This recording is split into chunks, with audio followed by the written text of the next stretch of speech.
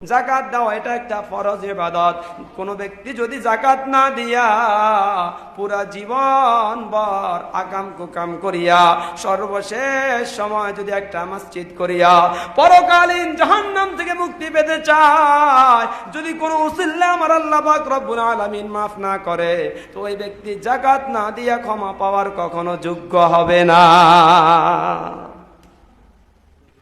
এমন মানুষ পাওয়া যায় হজ করে আসছে, তার বাহাদুরি আর গরমের সাথে সাথে টিকতেই পারে না, কিন্তু চায়ের দোকানে বৈশা বৈশা তারা কি করে, টেলিভিশনের দিকে চায় আর নাচের তালে গানের তালে তালে নাচতে থাকে। কি বলেন ঠিক কিনা?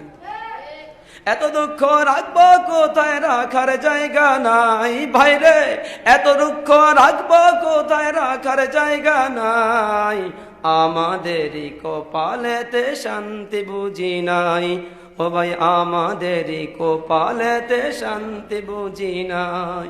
এত দুঃখ রাখবো কোথায়, রাখার জায়গা নাই ভাইরে, এত দুঃখ রাখবো কোথায়, রাখার জায়গা নাই, আমাদেরই কপালেতে শান্তি বুঝি নাই, আমাদের